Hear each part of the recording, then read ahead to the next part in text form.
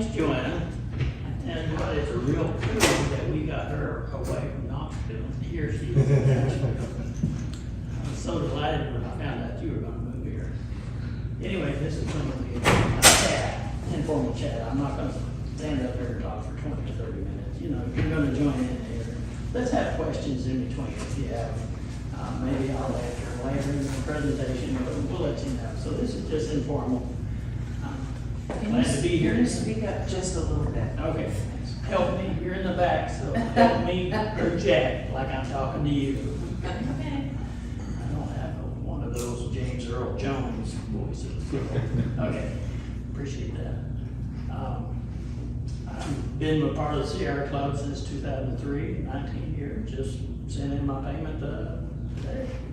Rebecca, my wife, she's a life member, and she has been on 10 Sierra Club service trips, and she served as cook for 5 of those. So she's been around with the Sierra Club for a long time. So always has a warm spot in my heart, good work. And I've been out there and have wonderful Sierras. Wow. Anyway, thanks for being here about this topic. It's near and dear to our heart. We think it's a good idea, and we're going to give it a good try.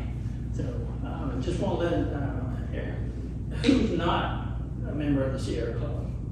Right. Okay. Not currently. Okay. Haven't. I just want to know who my audience was. Good. All right. So this concept of agrihood, what is it? This is what I'm going to do. There's 2 different presentations. I'm going to do agrihood first because, well, it's the least known of everyone, of the 2. So I'll just go with that. And it makes us different. It makes us different, yeah. So the Urban Land Institute has done a white paper on agrihoods, and this is their definition. This is one of their statements that they make about agrihoods. It's about a 60 or 70 page document, and it tells not only how many agrihoods there are, but also the different types of governance models that they have. But let's see if we can get to the definition, what they say. Yeah, there it is. I'll let you read that. But it's really thick. It's really thick and it's good. But once I read it, I realized that I lived in an agrihood, but the term hadn't been coined yet. So, and I'll get at that in a minute. But where real estate and food intersect, does development and food necessarily have to butt heads together? I don't know, maybe there's an alternative here. I'm not sure. Here's some other statements they made. And one of the attributes, not only being a farmer, do I want to have local food, I want to preserve farmland, keep farmland as farmland. And this wonderful farm family that we have, they want to do the same thing. Their family farm that's been in their family for 4 generations. So it's a good synergy we have. And they reached out to us, found out what we were doing. They reached out to us. Come look at our land. So that's a nice thing when you want to feel welcomed by the landowner. So a little history. There's over 90 of these. I think since they wrote this, there's now over 100 of agrihoods in the country. And Serenbe probably is the closest one to us, north of Atlanta, but it's huge, 1,000 acres. And, but they haven't developed all of it, but it's a farm and a development. And the last one there is a garden. And here is the depiction on their website. And Rebecca and I visited this in 2019 when we started, hey, let's start looking at what we wanted next. And we went there because Trip Eldridge is there with his wife. And Trip used to be the farm manager out here with Mr. Gore's farm in Carthage, Cane Fork Farm. He married her, she's from Florida. I want to go back to Florida, so they went there. Over 400 homes are in this community. So this is how it got started. You know, the big developers started realizing, hey, let's tap into this local food movement. Instead of building a golf course to attract people to our lots, why don't we have a 2 to 5 acre farm? Heck of a lot cheaper, better for us, probably less maintenance, that's what they do. They give them a salary, says, okay, here's your salary and your expenses. You figure out how you're gonna have your expenses now that you're gonna draw from your salary. But they're the professional farmers. Now, the people in Arden, they help pay for this through their HOA dues. Don't know how much it is extra, but they can go there and they can dabble all they want to. They can help weed, they can help harvest, they can purchase a CSA there.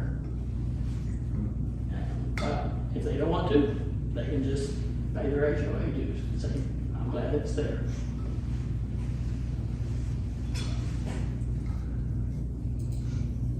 Here's another one that was real close to where we were in Northern Virginia, and it's very similar to Arden. A lot of homes there. But it's in Loudoun County, which is adjacent to Fairfax County where Rebecca and I lived. And we lived right here at Blueberry Hill. So this is a co-housing. We lived right there, 7 years. The main farmer for Potomac Vegetable Farms lived right there. Our architect lived right there. So guess who our architect for Burns Village Farm is? So my neighbor for 7 years. So he knows about how agrihoods can mix with communities. And of course, I've had plenty of questions from my farmer. How do you think this would work, this new concept, this agrihood? So they're all watching this with very interested eyes. Notice the parking. It's on the exterior. In co-housing, they say that a car is not a member of your family.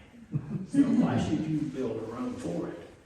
And that was new to Rebecca and myself. We had a garage whenever we moved there, but ever since we have not. Even when we built a home here, we didn't put a garage in our house. And here is the clubhouse, or they call in co-housing lingo, the common house. So this is owned in common by all the people here.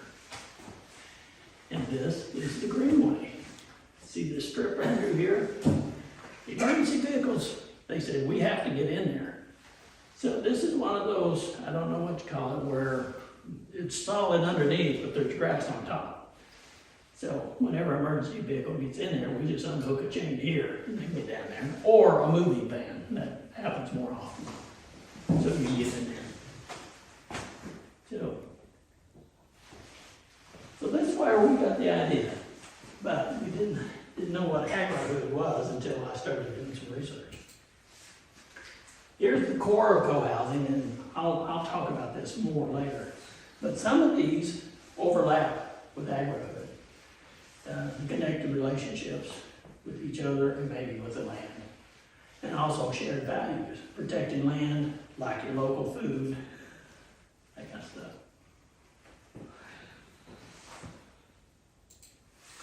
Co-housing is a more well-known and used concept. Over 200 co-housing groups in the United States.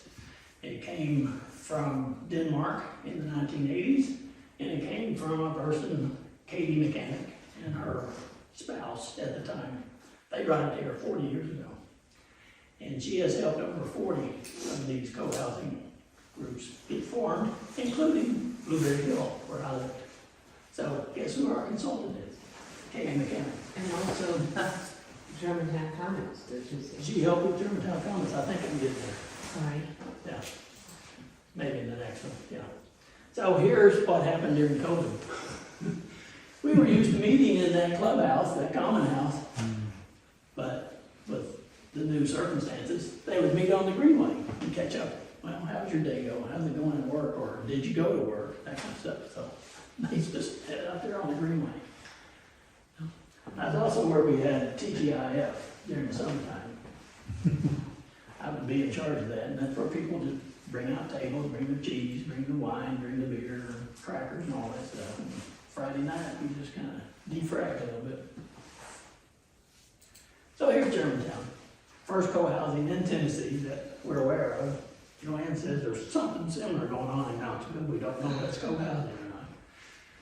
But whenever Rebecca and I got down here in 2010, they invited us because we gained firsthand knowledge. What's it like to live in one? So we spoke to you. Hopefully we were instrumental in them getting it started. I'm not sure. But we're excited that we have a sister co-housing group And we are having some of our meetings in their common house. All right, now, we'll get back to Agrihoods and to the parcel. So this is about 120 acres that we have out in Burns. Highway 96 up there at the top. Burns is 30 minutes that way, if you don't know, and it's about 10 minutes east of Dixon town. Here's our parcel that we have a contract on. Very flexible contract. I mean, 3 years flexibility. They want this to happen. And this is all their land here. They might do a little light commercial up there. Wouldn't an open air market be great if we had a farm going? So, just a lot of potential. Here's a little bit where we'll farm, our farmer that will hire, a professional farmer. He or she or they might have a little bit of this right here. They're not even made it, they haven't set the boundaries yet. They're saying, okay, what boundaries do you want? Even part of the grandfather's lot up there, we might take part of it. So it might be 15 acres, might be 18 acres. But we go down here. This shade right here means it's not, can't build on it, it's bluff. But here's the creek, Beaver Dam Creek, that we'll have access to. The beauty of this is that our farmer that we hire, after 2 years, he, she, or they will have the right of first refusal to lease the rest of the farm. So, a lot of potential, a lot of possibilities there. I mean, it's in our contract right now. What did I miss? I can't think of it. How about some pictures? So this is the northern part, looking south. And we think the homes will go here, so we'll be facing south, or we have passive solar. Okay. And that would be the other end of the property where the creek is. Can you like get on, is that you can put a canoe or kayak on the river? Sometimes it is 365. But It's pretty shallow.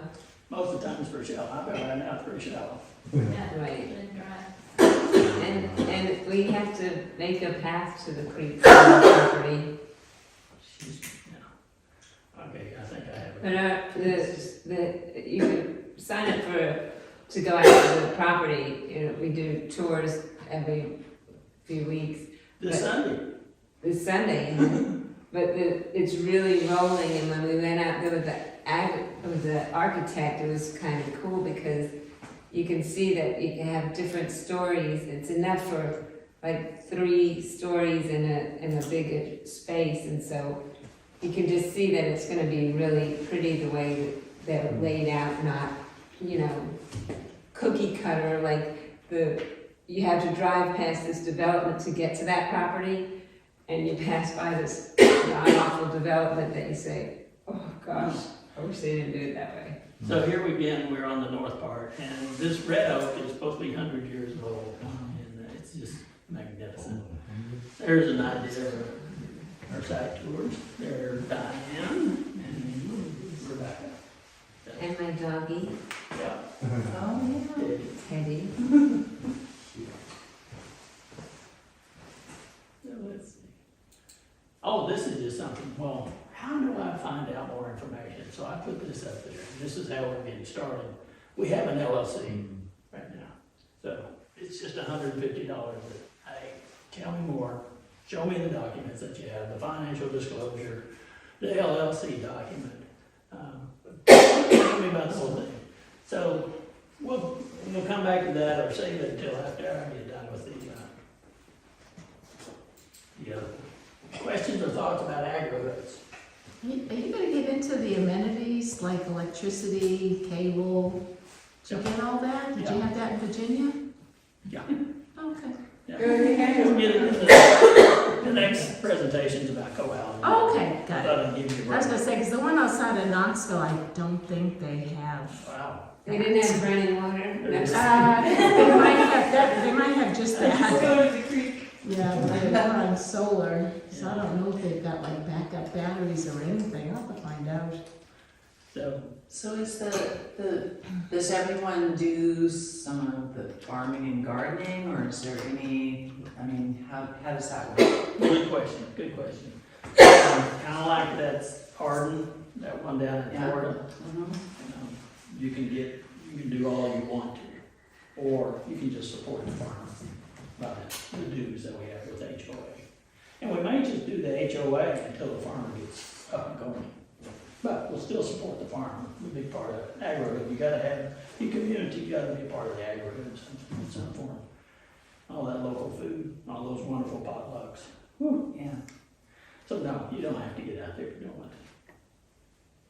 That's, How does the one in Germantown, how does that work? There's no farm over there, what is that? they're not an agrihood, they're just a co-housing. Yeah, the co-housing, how does that work? People, I mean, the co-housing itself, is that a roommate situation? What is that? Just the big, how's that work? The one in Germantown? Yeah, they just have the individual homes, they have the individual condos, they're 2 or 3 level high. Mhm. Everybody owns their own home, Mhm. own the land that's on it, plus the common area, the common house, they own that.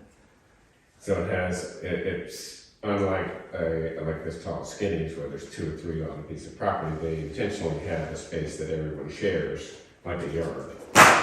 Yeah, the yard, the common house, and here, we'll share 10 acres Yeah, that we'll own in common.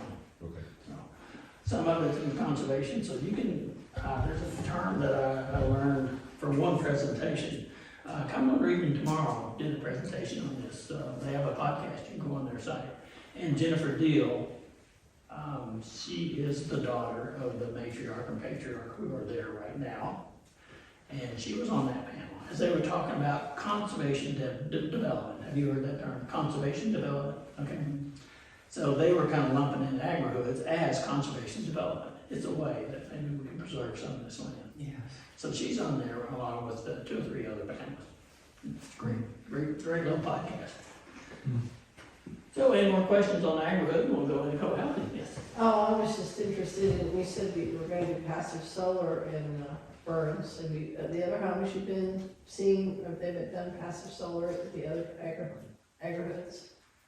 Some have, yes. What we're talking about, our core value right now, let's build this solar ready. You know, it's kind of, especially with the Inflation Reduction Act, $370 billion is gonna go for solar, geothermal. Yeah, but you said passive solar. Yeah, so we'll be there where we can get that passive solar. And if somebody doesn't want to put solar on the house, they can certainly take advantage of passive solar. Where, you know, put the windows on the south side. Yeah, That's the way my house is I live in a now. passive solar house. Oh, wonderful. I wish I'd known a little bit more. I mean, I've been enamored with it since I first read about it. I was like in college and I always wanted a passive solar house. So when my husband wanted to move from White Bluff, not too far from Burns, he dangled a carrot out of a passive solar home. But there was a lot of things that even the architect who was supposed to be experienced with, and she was, I know she was, with passive solar that I didn't think about. I mean, like, when you face your house to the south, then the other side of the house is totally shaded. And how do you grow anything there? That's one of the challenges I'm finding. Yeah. Well, my Rebecca does the same thing. There's just certain things that grow well. Hostas, you know, do great. Actually, my hostas are just fried every year. I don't know. They still get real strong. Well, see, that's the other thing is, then since you're on solar, you know, one long axis on the south and one on the north, then you get your due east and west on the ends. Right. And so the afternoon sun is just scorching. Yeah. It's really strong. So we have no windows on that side, on our house. It's due north and south. But the cool thing about that is, there's one window, and I can open it up on March 21st and September 21st, and it goes right through the house. Oh, really? Yeah. So that's kind of cool. Anyway, so we want to build to where we can collect passive solar, but also where we can have solar on the homes. Right, including in the house. I've had trouble with bowls this year. Oh, I've had all kind of critter just a matter critter problems. Critter problems. Okay. Now we get into co-housing, because if we don't build this model, the agrihood doesn't happen. We gotta get there in order for the agrihood to happen. And we've chosen this model to do it, of, I heard that, yeah. because we're familiar with the model, because we lived it for 7 years. So, and there is a co-housing national association, and Rebecca and I went to their national conference in Madison, Wisconsin. The big town of Madison, Wisconsin has 4 co-housing developments. It's a big co-op kind of town. It's pretty incredible. So, and here's a quote from Katie, who has helped over 40 of these developed over the last 40 years. Food is the sauce of community. You get together, breaking bread, breaking bread.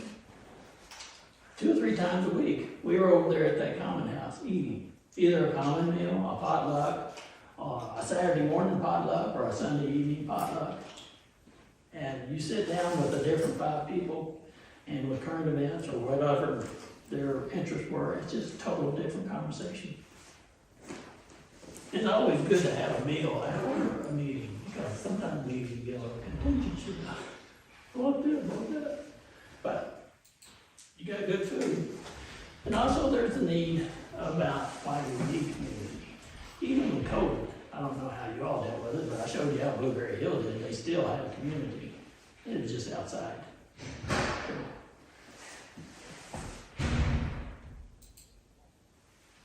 Here's this way they create connection again. See how tight the homes are. There's something about how many feet are you away from someone where you can carry on a conversation. I don't know how many it is, but co-housing goes where you can talk to each other porch to porch, however close that is. And here, I told you about our greenway for emergency vehicles. They have this. This is their greenway. But an emergency vehicle could get in there, and a moving van. That's their way into where that, but when they're not there, it's all open for the kids to run everywhere. So again, we're talking connection.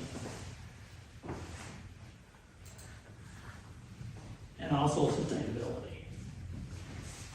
If you have that home that's 800 to 1,600 square feet, do you really need a dining room? If you want to have 10 or 20 people over, you've got a clubhouse right over there that maybe seats 40, you've got a big kitchen.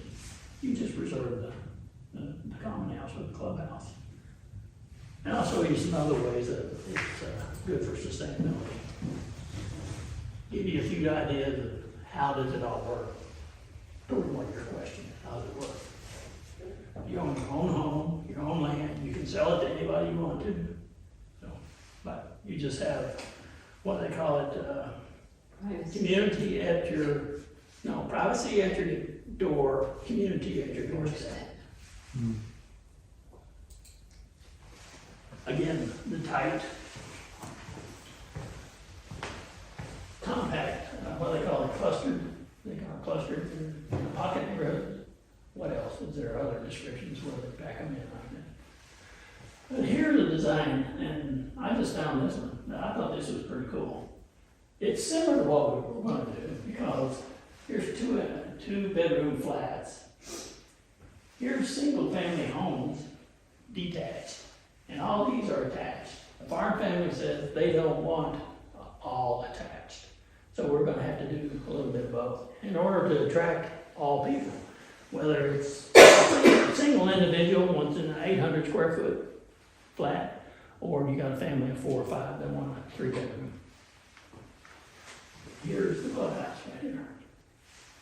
Usually they put that in the middle because it's the hub. Parking on the outside. Any questions about that?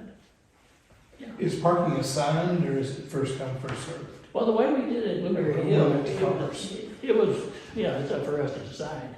But we had some individuals that were older or they weren't as spry as others. And so if there was 2 cars per home, one of them would be priority. Say if this person, say these 2 people right here needed, something close. Well, yeah, we would reserve those, make sure they could. everybody else. You know, depends on who the community is.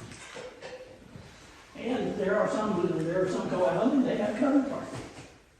So, that'd be cool if you wanna put solar on them, Right, you know. thinking about that.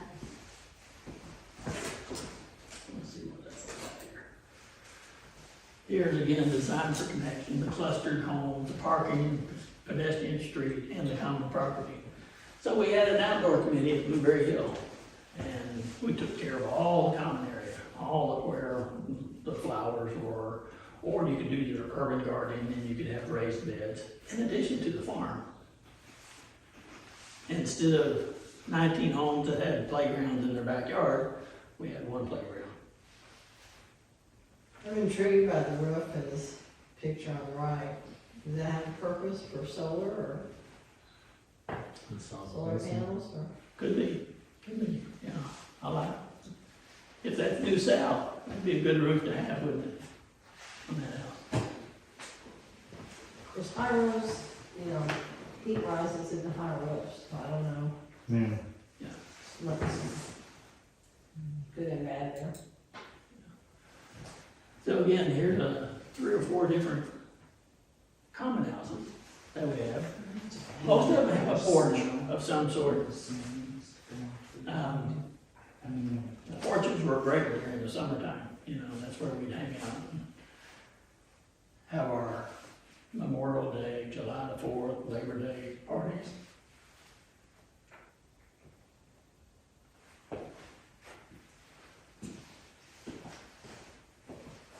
Who was in charge of keeping it clean? You have an indoor committee.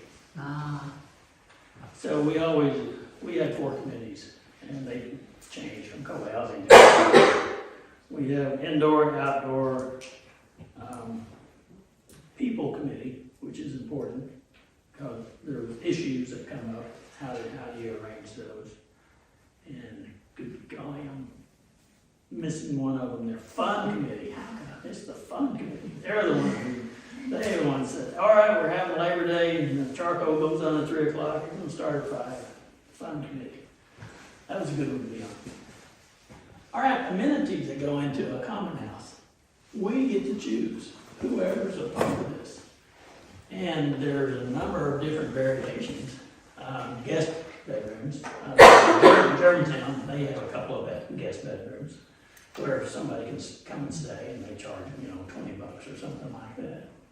So, yeah, Blueberry Hill, we didn't have guest bedrooms, but we all had finished basements. And whenever somebody said, oh, all right, little Joey's graduating, we're gonna have a graduation party, you know, I got 20 or 30 people coming in. Can we be in your bedroom or have an extra bedroom or something like that? Yeah, we got 2 bedrooms in our basement, so, yeah, a couple, 4 can stay down there, and we had to walk outdoors, so once they came in and said hello, goodbye, you know, we never saw them. You know, they was hanging out at the other house wherever little Joey lived. You know, we tend not to have basements here, have you noticed that? Yeah. Not many basements, Which ones? which I don't understand because we have so many tornadoes. So Yeah. you'd think we would have more basements, but I think it's the It's rock. geography is. There's so much Yes. rock. Yeah, it's the Yeah, lowest. in Nashville, some of the older houses, they used to blast out the basement area and use the rocks to build the house. Yeah. You can build on a slope like we did and have a partial basement. That's how we, Well, and you saw how the land lends itself facing south, so we think there are gonna be some walkout basements on that slope going up. But I am not an architect, I'm not a civil engineer. Let's see what else could go into the common house. Of course, the big dining room, the big kitchen, the guest rooms, workshop, kids' playroom. We had a video room where we get together and watch movies. Every February the 2nd, we watched Groundhog's Day. We knew all the lines, but we laughed all the way through it. We had a quiet room. The kids didn't go in there very often. That's where we'd have our meetings. But we had the kids' room where they had a ping pong table.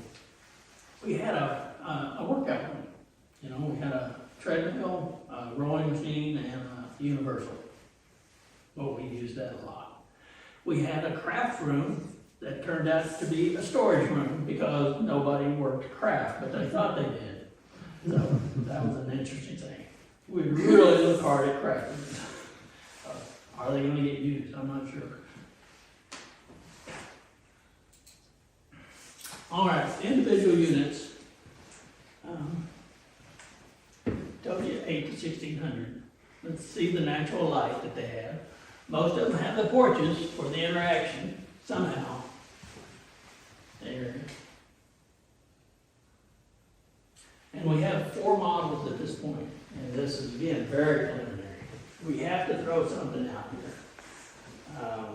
800 square foot flats, one on top of another. We could have some tall and skinny condos put together, and 2 different type of detached homes. One of them would be a 3 or 4 bedroom, and the other one would be a smaller version of that. But we haven't, that's not finalized, but we have to give a start. Prices right now for ours runs from $330 to about $650. Those are 2025 prices that we're trying to project, which is very difficult. Yeah. And also those prices include all the common amenities that we have, especially the common house, 3,500 square foot, so those prices are in there, and the other 10 acres that we have. So, it may be very reasonable come 2025.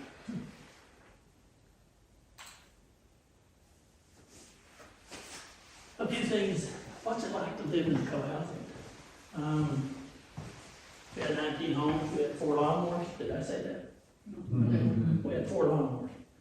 They were, whoever kept them up was the outdoor committee, you know, each year, when it came time in January or February, they get together, well, we need to replace this one, we need to go on. We lived about 10 miles from Dallas Airport, and if you're going flying out, just get on the BBH listserv, say, can somebody take me to the airport, we need to leave here at 8 o'clock. And whoever answered first, they take you to the airport, drop you off. Whenever you come back 2 weeks later, same thing. Somebody pick us up, certain price. It always worked. Never did we have to call Uber or Lyft or taxi at that time. Except if we were getting in at 2 o'clock in the morning. We just didn't expect our neighbors to come pick us up. No. The farmer who lived next door, she had a small refrigerator on her porch. And whenever we needed eggs, we'd go over there, put the $5 in the jar, and take out a dozen eggs. Just a lot of shared things that you wouldn't think of.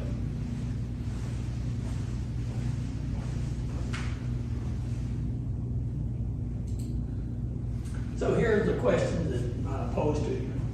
What appeals to you? What are my concerns? What do I want to know more about? That's pretty much the end of our presentation. It's just that we are looking for people who will be a part of our LLC. You're not joining us, you're becoming part of the LLC.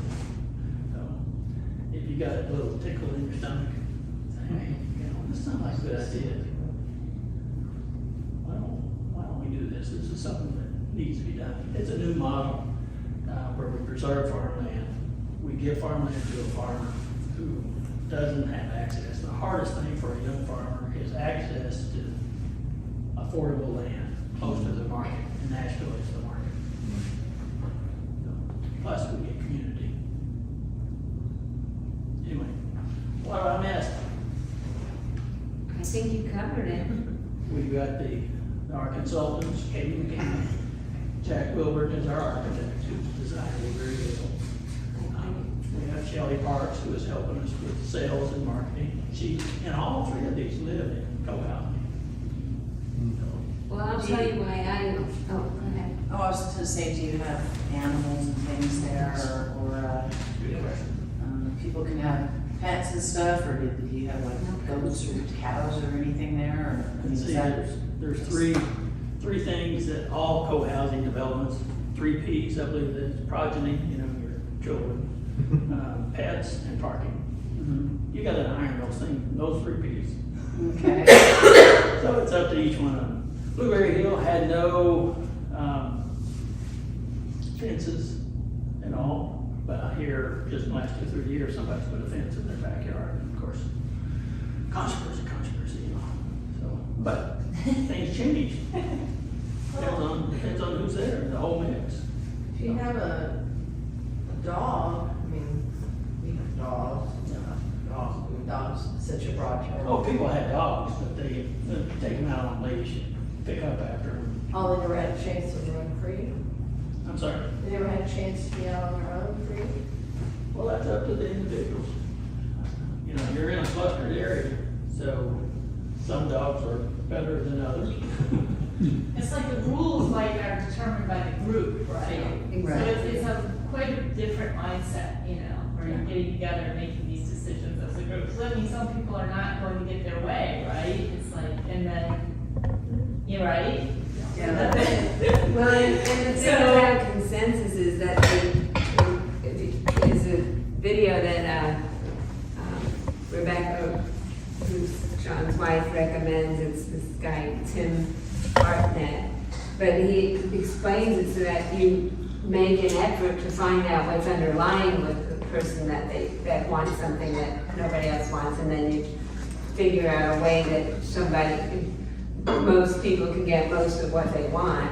And then regarding the doggies running around, it'll be, you know, I think it just depends on how it's laid out.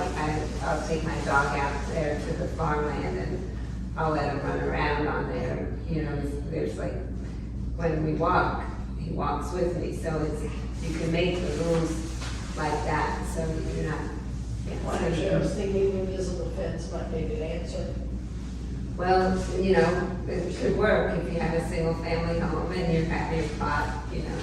Some co-housing says, you know, no pit bulls, or, you know, some breeds, Yeah, we won't have no pet. something like this.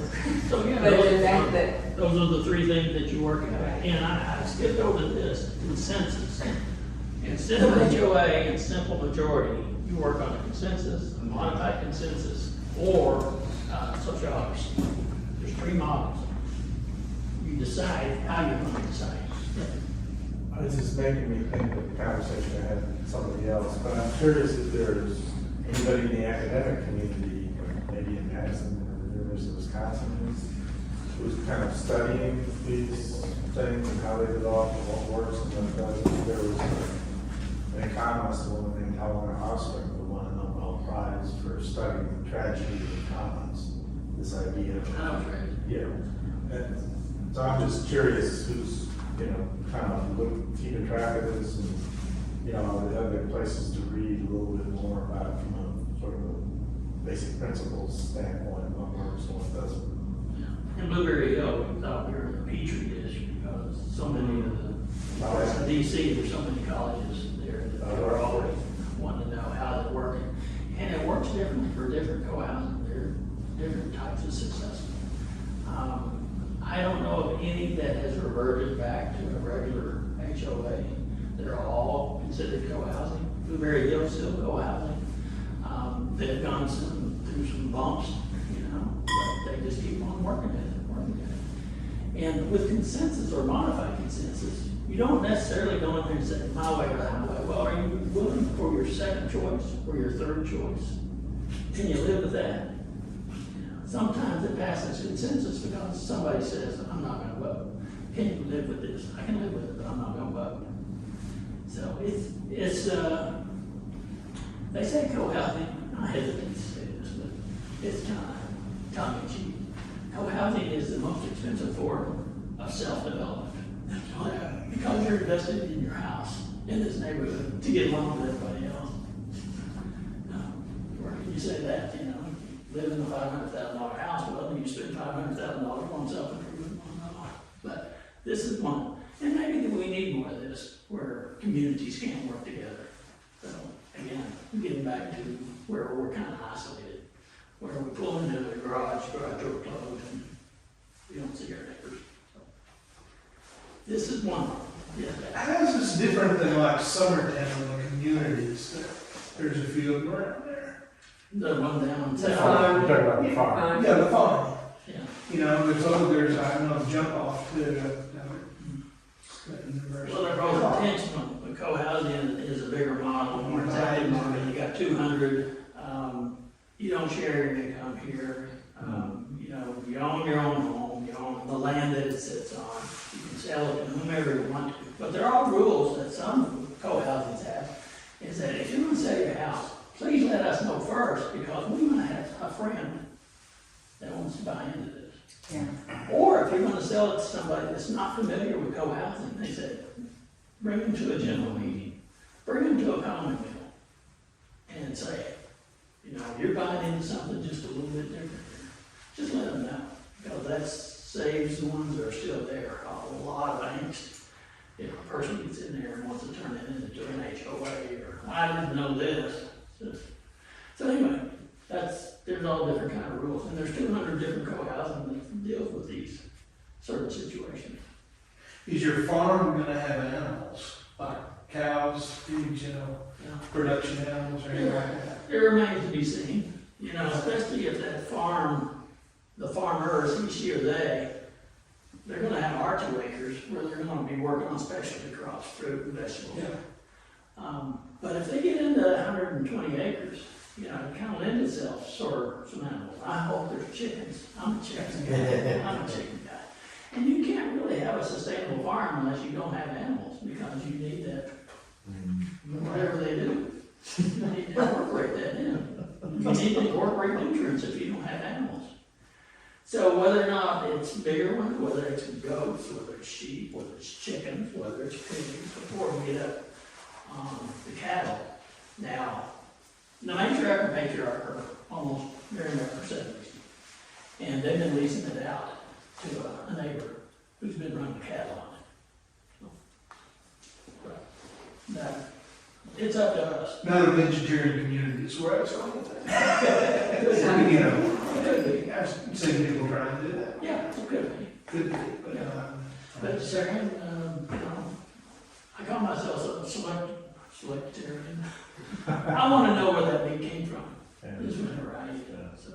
But I will eat meat, so. Well, back when I was in college, there were vegetarians, now there's all these varieties. Yeah. There's vegans and there's lacto-ovo vegetarians. I mean, even when I was a vegetarian, I still drank milk and ate eggs. And Yeah.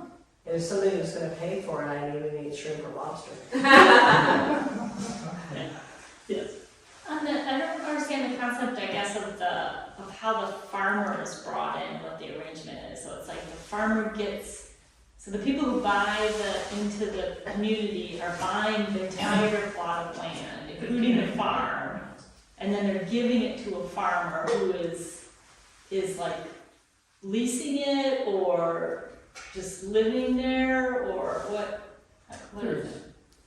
I had that Urban Land Institute document that might be. Okay. There's 8 different kind of governance models in there on how the operation works. How do we get the farmer going is that with any development, if you go to a lender and say, I don't have any profit built in this, I don't think they're gonna lend you the money. So we will build a profit into our development. We'll have some money left over. So hopefully with that, we can get that farmer started. You know, some infrastructure, a regular pole barn, a tractor, irrigation fence and stuff like that. And I know how much that costs, because we just started it, 10 years ago with our farm. And I know local farmers, and I've confirmed with 2, I said, is this a reasonable price to get a farm started? A small, sustainable farm. They said, it is. So we get them started. And then how do we handle it? Is it contract? Are they part of the community? Is it a nonprofit? Do we make it a nonprofit? It's gonna be up to us how we do that. And and the farmer that, that's the least of my problems, at a farmer. I know we can find a farmer, but we gotta get this thing built if we're gonna have an agrihood. That's where the two